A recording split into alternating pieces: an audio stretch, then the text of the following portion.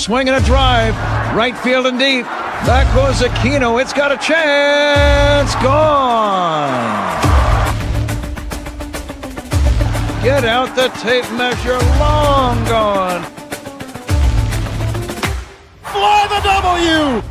Cubs fans, it's time to fly the W with Dustin Rhodes and Paul Crawly Jean.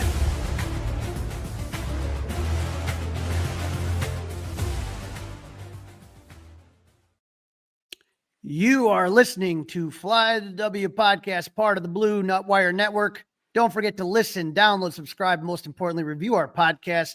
Follow all our socials. You can follow me at Crawly's Cubs on X, Blue Sky, and TikTok. Crawly's Clubhouse on Facebook, Instagram, and YouTube and Threads. And you can email us at Crawly's Clubhouse at gmail.com. Rich, you can't hear me?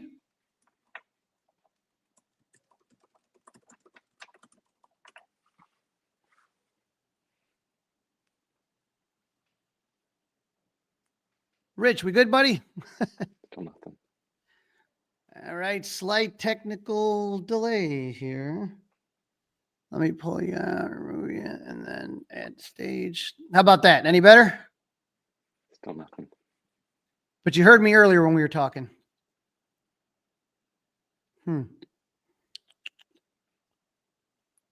Testing 1 2, testing 1 2. Hello, hello. Nothing? I can't hear you at all. I see you're saying something, but I can't hear you.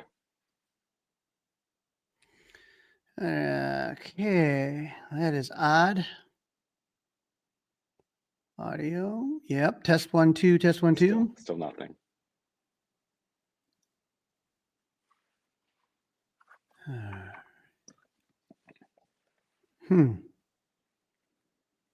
Testing, testing, testing. Yeah, because I could hear you fine, when we were chatting before, but now I'm not hearing anything from you. Do you maybe have headphones? I've got my earbuds in. You got your earbuds in? How about now? Anything? Still nothing.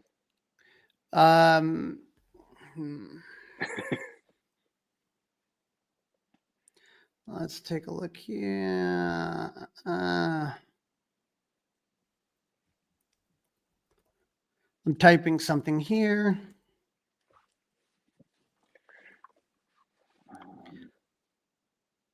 The beauty of live shows.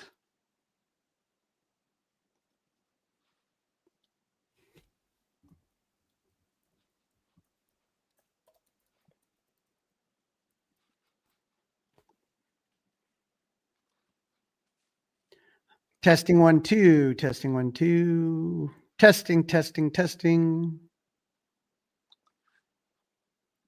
I'm trying.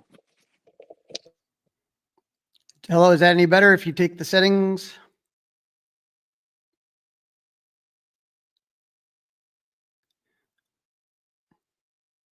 All right, sports fans, let's see what's going on. My mic is working, it's on.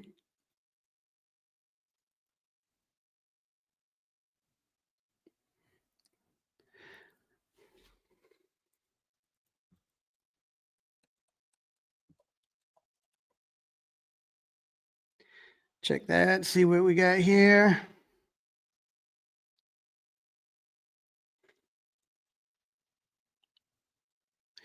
In case you're wondering, we are having some audio issues here really quick. We're with Rich Biesterfeld, and hopefully we can get him back on here shortly to talk a little bit about the Arizona Fall League.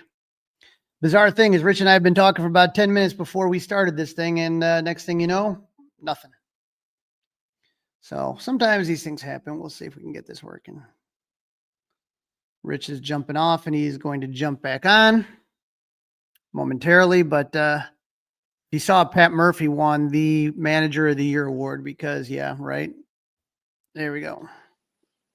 All right, how's that, Rich? That's much better. Now I can hear you. It's a miracle. We did it. See, this is what happens on live shows. We somehow figure it out, and then we edit it all out later to make it sound better. There we go. Those of you are ready to welcome back our guest, our good friend, Rich Biesterfeld. Rich, how you doing, buddy? I'm doing well. I'm doing well. It's beautiful in Arizona right now. This is when that weather all of a sudden goes from blazing to hell hot to just kind of nice and beautiful, right? It's still been it was a little warm in the Cameron Wells today, but I think it's like upper 80s. But we may even get some rain Friday, so they've actually done some shuffling to the playoff schedule for this coming weekend. So It's been a weird kind of weather for the Arizona Fall League because they had a lot of rain in the yeah, beginning, right? yeah, they had we were supposed to do a triple header down in Tucson, and that ended up having to be scrapped just because it was the rain was forecast, and it was like, and Tucson's about an hour and a half south, so they didn't want to send everybody down there and then be sitting in rain delays. Well, if people are not aware, and don't know about the Arizona Fall League, Mhm. the Arizona Fall League really is a cool chance for players that got injured and maybe didn't have as Mhm. many at bats or throw as many innings, or for kind of younger players to kind of cut their teeth a little bit. And what I love about the Arizona Fall League is it's really just kind of a great place for people to kind of see baseball in a smaller setting, right? You don't have the Mhm. crazy Right. crowds. There's 6 teams: the Scottsdale Mhm. Scorpions, the Mesa Solar Sox, the Salt River Rafters, the Glendale Desert Dogs, the Peoria Javelinas, Surprise Sagueros. But again, if you are a Cub fan, what you're really looking at is the Mesa Solar Sox. And the cool thing about Mesa Solar Sox is they play at Sloan Park, which I know, Rich, Mhm. you are intimately familiar with. Yes. But it's not just Cubs prospects. Right. It's a combined group of A's, Marlins, Yankees, and Rays. And I feel Mhm. like that really helps the young players kind of get to meet some other people that are going to Mhm. hopefully one day make it into the big leagues, wouldn't you say? Yeah. Oh, yeah. It's fun seeing that. And the thing that I tend to forget is how much a lot of these guys already do know one another, either from playing against each other in their current drafted organizations, or playing in things like Perfect Game. When they were in high school age, a lot of these guys have played together. Even funny story from one of the games, Cam Collier, who's a Cincinnati Reds prospect, comes over to me and goes, "Hey, would you take a picture for me after the game? I want to take a picture with another player." "Oh, okay, sure." So I catch him after the game, and he goes over to the other dugout. The person he wants to get his picture taken with is Ed Howard, because he said Ed was always kind of one of his idols, watching him play earlier. So it was kind of a fun moment getting to do that for the both of them.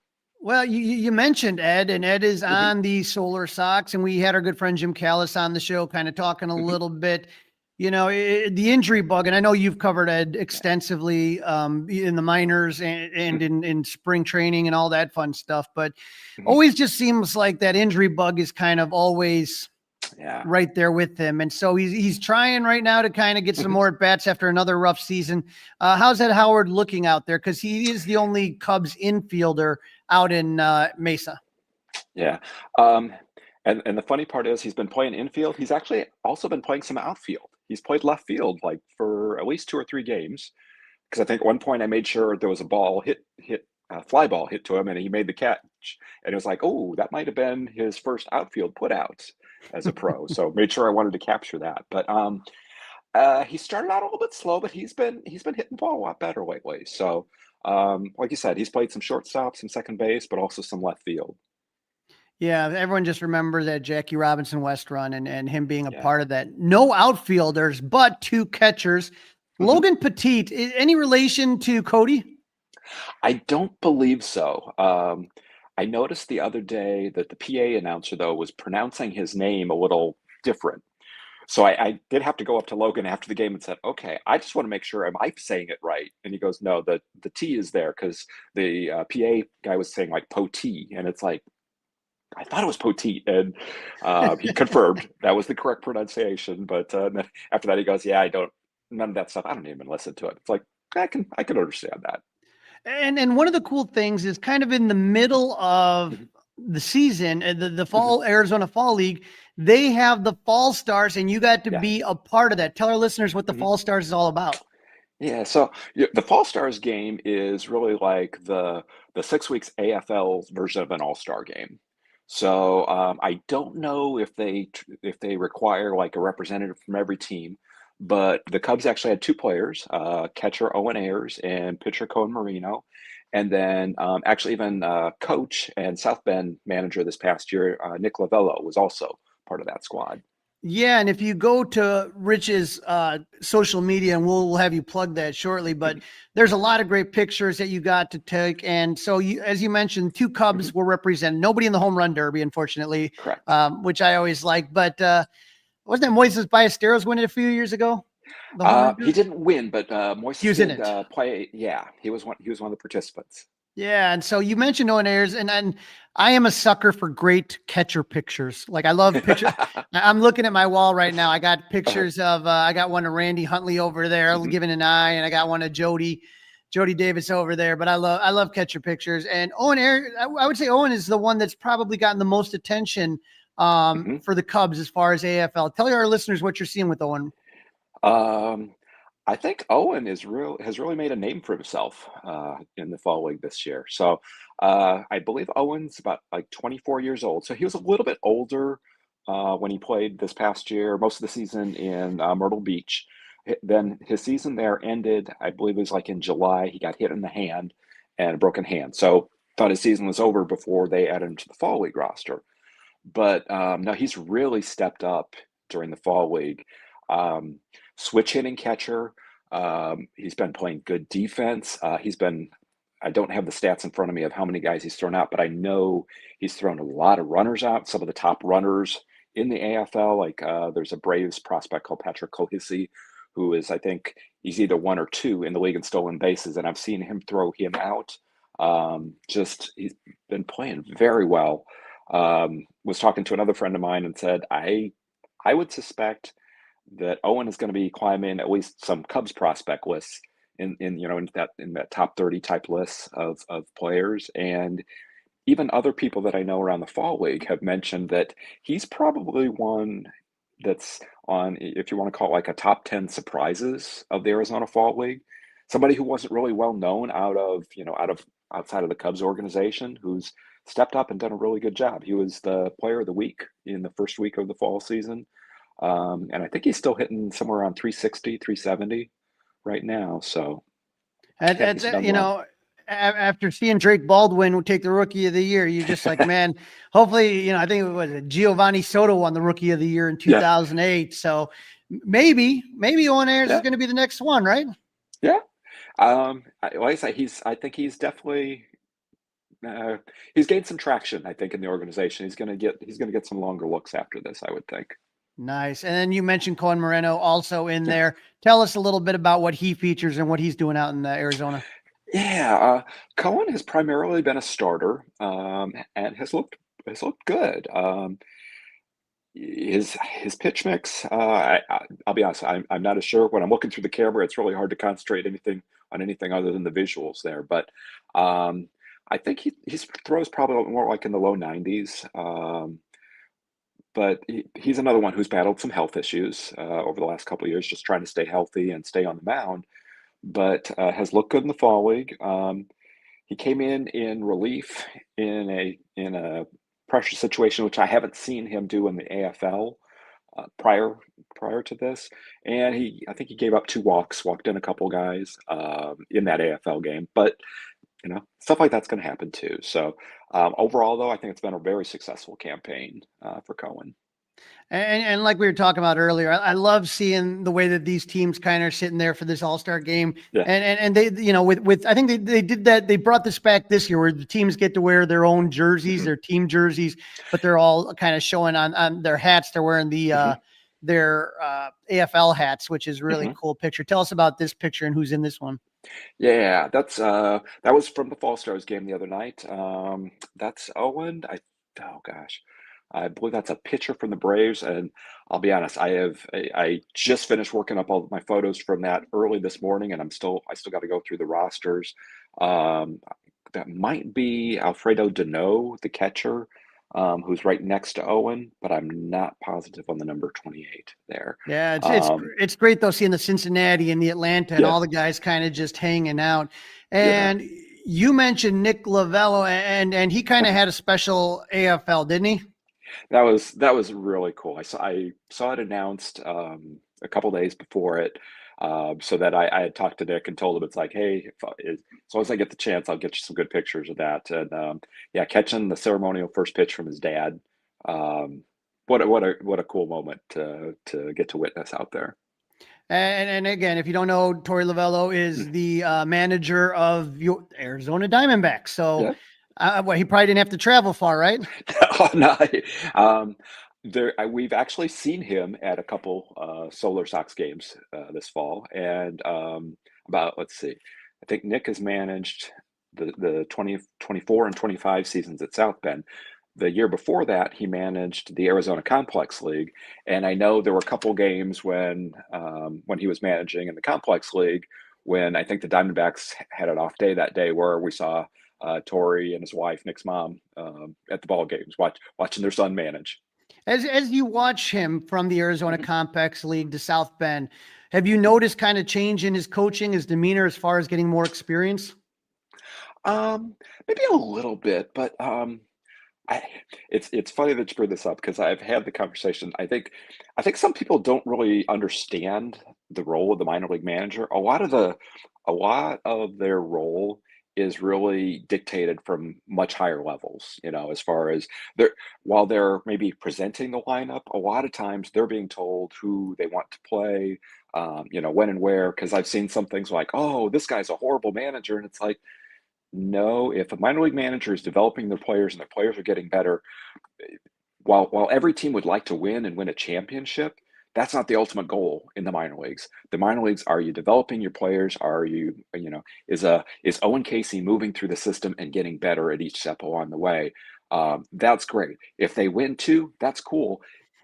The big league team isn't as worried about wins and losses as they are in that development. So the things I've heard on really pretty much all of the Cubs minor league managers is, the Cubs have been very pleased. You've got him, you've got Giovanni Cuevas, who was in Myrtle Beach this past year, Lance Reimel, who was in with the Smokies in Knoxville.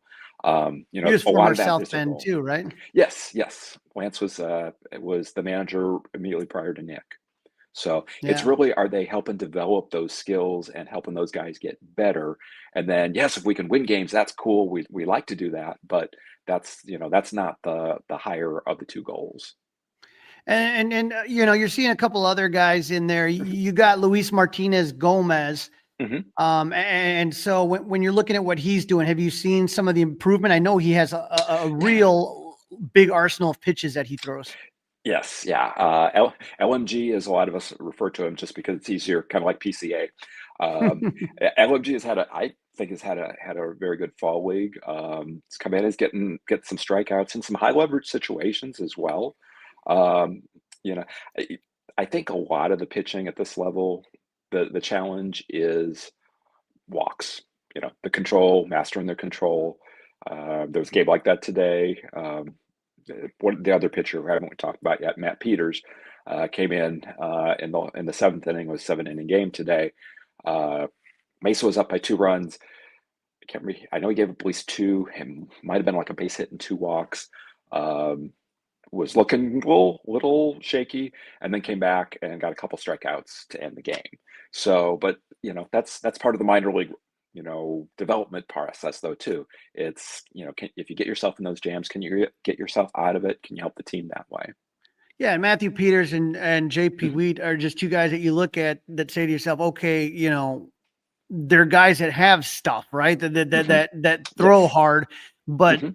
if you're walking people in the big leagues, we've seen it with other minor leaguers coming up before that's not going to play and you're not going to be around too long Right. if you're just giving out these free passes. Right. Exactly. Exactly. JP, I love JP. Cool guy. Just fun to be around. Hard thrower. There are days he looks dominant, and there are days he's struggling with his control. But again, that's probably the story of 80% or more of the pitchers, especially the hard throwing types in the minor leagues.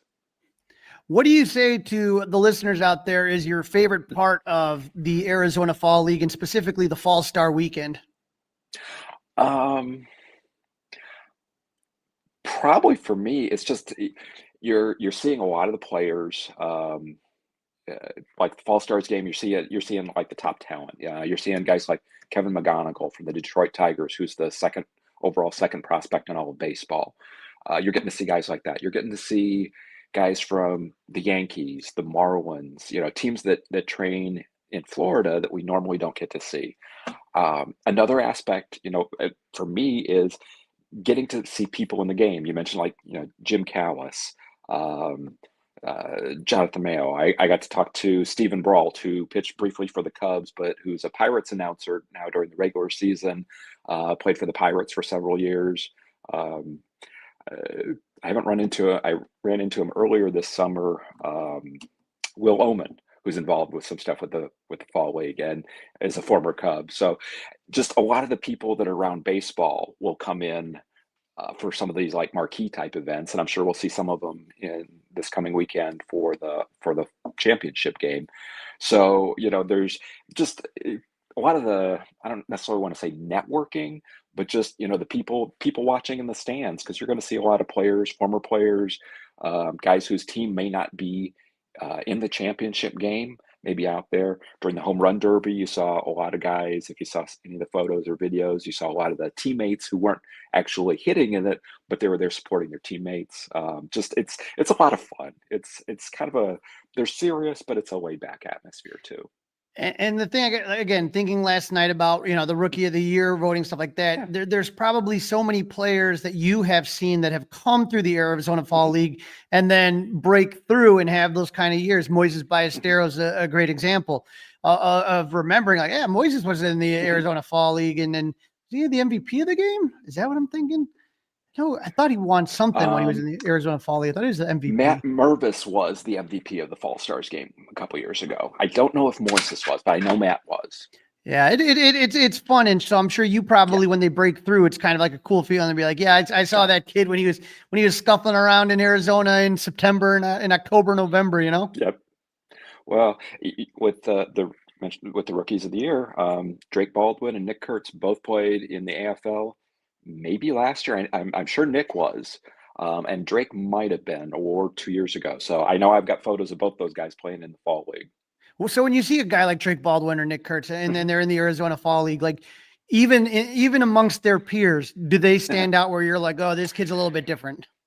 Sometimes I do. I mean, I knew I had heard the hype on both guys. Nick Kurtz definitely. I think Drake looked good, but not like jaw dropping. If you saw Nick hit any home runs, you knew this guy would be with the big league club fairly quickly. What you found is they kind of changed it. It used to be back in the day, like when Mike Trout and Bryce Harper played in the Arizona Fall League, it was more of like a finishing school, guys who were really close to the big leagues. Now it's probably skewing a lot younger. So you're getting more guys at the A level than, like the double A or triple A level. So what happens now is it may not be like next year where I see a bunch of guys who I'm watching right now, but it might be like 2 years or 3 years. There was the guy, I think he's still with the Marlins, catcher named Joe Mack, who looked good to me, but he was young. I've been reading some of the things like on Twitter and things like that where he's knocking on the door, I think, for them. So it's more taking a long-term look at some of these guys. But then we did have I always screw up pronounce his name, but Jack Caglianone from the Royals was playing here last year too. So there does get to be a lot of talent that comes through. Well, Rich, I can just tell you that one of these days when I retire, I am going to be out in the Arizona Fall League hanging out with you. Or maybe, you know what? Maybe the next time the Cubs don't make the postseason, I'll just try to make a quick journey over there and see if I can watch the AFL, the Fall Star game. Maybe Rich, you could pull me some strings and then we can hang out sometime there. It would be some fun, right? We could try. We can try. Always what I love, but the pictures that I use tonight come from your camera, which are always just phenomenal, and you always post them on your socials. Tell our listeners where they can find your work. Yeah, I'm on both X/Twitter, Instagram. It's BIEST22 is my handle on both those platforms. So trying to keep up with like the Fall League, the Cubs minor league affiliates, throughout the year. Even today was out. One of the players had messaged me. Some of the guys are in for a strength camp, but they were out doing some stuff.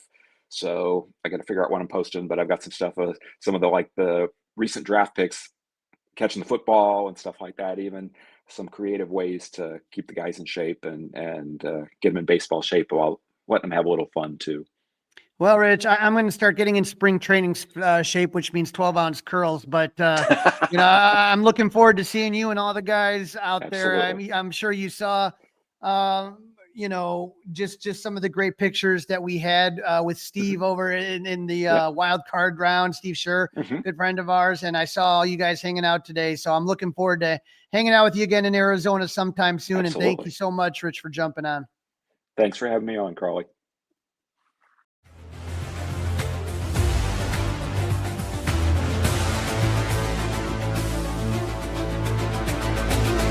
It's all over.